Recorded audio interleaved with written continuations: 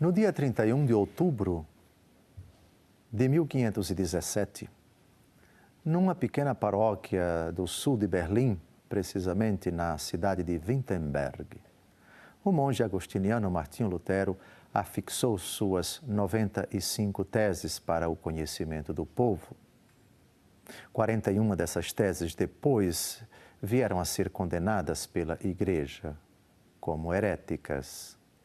500 anos depois, ano de 2017, alguns cristãos comemoram esse fato que marcou a divisão da Igreja no Ocidente, ao grande cisma do Ocidente, o chamado cisma protestante. Nós católicos não temos razão para comemorar cisma, porque o cisma é uma divisão no corpo de Cristo e isso é um escândalo, é um pecado da divisão. É exatamente o oposto daquilo que Jesus deseja no capítulo 17 do Evangelho segundo João, para que todos sejam um, como tu e eu, ó Pai, somos um. Porém, é ocasião para nós refletirmos sobre a doutrina da Igreja Católica, sobre aquilo que foi contestado por Martinho Lutero. Dar razões da nossa esperança àqueles que a pedem. E dentro desse pensamento protestante, decorrente do pensamento de Lutero, na Suíça, um pensador protestante, um dos reformadores, João Calvino, propugnou a doutrina da predestinação para o inferno, que em síntese é isto: Deus predestina os santos para o céu e os outros que não vão para a glória são predestinados por Deus para o inferno. Essa doutrina que foi rejeitada em muitos ambientes protestantes também foi rejeitada, condenada pela Igreja. E já dedicamos 7 programas para investigar esse difícil argumento, como conjugar a ciência eterna de Deus antes que as coisas aconteçam, antes que as coisas e as pessoas viessem à existência. Deus já sabia de tudo o que ia acontecer na história. Se assim é, como conjugar o conhecimento prévio dos fatos, das coisas, da história dos homens e o desejo dele de salvar todos? E se Deus já sabe que alguns vão para o inferno, como admitir a ideia de um Deus que, apesar disso, cria? Se cria alguém que vai para o inferno, teria Deus querido, desejado que tais pessoas, que ele já sabe que vão para o inferno, que elas se condenem? O difícil, muito difícil argumento precisa, como é óbvio, de muitos programas e esse é o 8º programa que nós dedicamos para investigar, à luz da doutrina da Igreja, textos da Escritura sobre esse muito difícil argumento.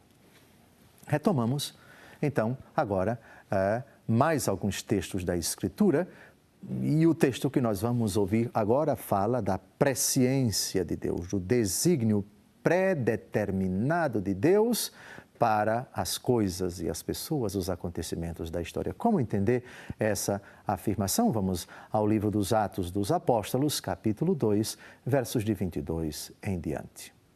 Israelitas, ouvi estas palavras. Jesus de Nazaré, homem de quem Deus tem dado testemunho diante de vós com milagres, prodígios e sinais que Deus por ele realizou no meio de vós, como vós mesmos o sabeis. Depois de ter sido entregue, segundo determinado desígnio e presciência de Deus, vós o matastes, crucificando-o por mãos de ímpios. Mas Deus o ressuscitou, rompendo os grilhões da morte, porque não era possível que ela o retivesse em seu poder. O que interessa aqui é essa expressão de grande importância, determinado desígnio e presciência de Deus. O desígnio é a vontade de Deus, é o plano de Deus. E Deus é eterno. E o plano de Deus é eterno. Isso significa que esse plano sempre existiu antes que o mundo fosse criado. No querer de Deus, esse plano já era eternamente concebido. e presciência de Deus. O que significa presciência? Deus conhecia de antemão. Esse é o sentido de presciência. Pré é antes, ciência é conhecimento. Ou seja, antes de o Verbo se encarnar, Deus Todo-Poderoso já sabia de tudo o que haveria de acontecer com ele. Que ele nasceria pobrezinho em Belém de Judá, que ele seria perseguido por Herodes, que ele deveria fugir para o Egito, que as crianças inocentes seriam sacrificadas e tudo aquilo que as Escrituras dizem da vida terrena de nosso Senhor Jesus Cristo até a ressurreição. Porém, esse determinado desígnio não pode ser aplicado ao determinado desígnio das pessoas para pecar. Pois uma coisa é o desígnio de Deus que engloba todos os acontecimentos da história. Os maus como permissão, os bons como o querer de Deus explícito. Sempre, sempre, sempre, tudo o que tocar a história dos homens no mistério do mal, e particularmente o mal moral, o mistério da iniquidade, resultará sempre uma grande sombra para a nossa inteligência, para a nossa razão. Como compreender que Deus permita o mal, que por vezes nos atinge de forma tão grotesca. Vidas humanas são eliminadas pelos covardes, pelos malvados, pelos perversos. Guerras, estupros, injustiças, a violação escancarada, grotesca da dignidade da pessoa humana. O mistério da iniquidade permanecerá sempre um mistério. E aqui eu acuso, como todos os seres humanos eu me identifico, como incapaz, mesmo com a fé, de sondar esse mistério. Papa João Paulo II, seja na sua exortação Salvifici Doloris, sobre o mistério do sofrimento humano, à luz da redenção, o mistério salvífico, o sofrimento à luz do mistério redentor de Cristo, como também o Divis in Misericordia, Deus que é rico em misericórdia. Papa São João Paulo II faz belíssimas reflexões sobre o mistério do mal, mas ele diz uma frase importante: só se compreende o mistério da iniquidade à luz do mistério da piedade. Aliás, o mistério da piedade aparece aqui malgrado aquilo que eles fizeram com nosso Senhor Jesus Cristo. Foi entregue segundo determinado desígnio e presciência de Deus. Deus permitiu que Judas fizesse aquilo. Que os escribas, os fariseus, os doutores da lei, os inimigos, os adversários, os desafetos de Jesus fizessem tudo aquilo que fizeram. E no plano de Deus, desse mal que Deus não queria e que já conhecia de antemão, permitiu que essas manifestações misteriosas do poder das trevas triunfassem aparentemente para triunfar sobre elas, e disso trata o versículo seguinte. Mas Deus o ressuscitou, rompendo os grilhões da morte, porque não era possível que ele o retivesse em seu poder. O mal tem permissão de Deus para agir. O demônio, por vezes, obtém de Deus, numa decisão misteriosa, que não conseguimos compreender, a minha razão, pelo menos, e não creio que exista ser humano que consiga compreender o que, por exemplo, no início do livro de Jó, que o demônio compareça diante do Senhor e peça autorização para tentar Jó, e o Senhor conceda, colocando apenas como limite que você não tire a vida dele. E aí as desgraças começam a acontecer.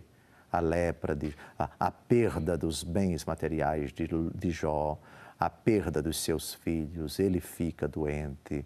É uma mudança completa, tragédia em cima de tragédia. Por que o Senhor permite que o demônio faça isto? É lógico que a pergunta mais escandalosa, mais misteriosa, por que o Filho de Deus se submeteu a esse mistério espantoso de sofrimento, de angústia, de dor, de aflição? Por que tinha que ser desta forma?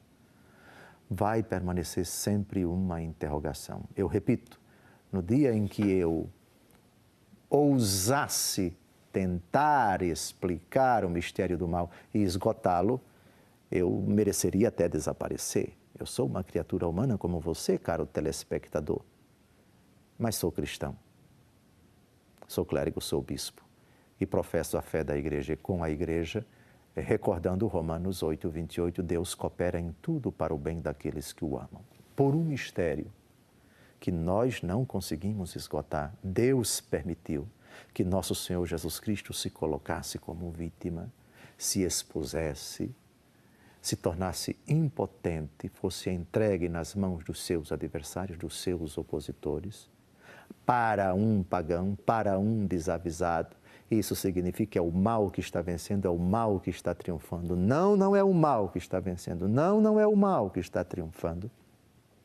É o mistério de Deus que, curiosamente, que espantosamente, que de forma muito abscôndita está em ação, mesmo quando o mal parece triunfar, mesmo quando o mal parece dar o seu brado de vitória, nós vencemos, Deus foi derrotado, Deus está perdido, Deus morreu, como dizem certos teólogos, os teólogos da morte de Deus, os filósofos da morte de Deus, Deus está morto. Não, não está morto.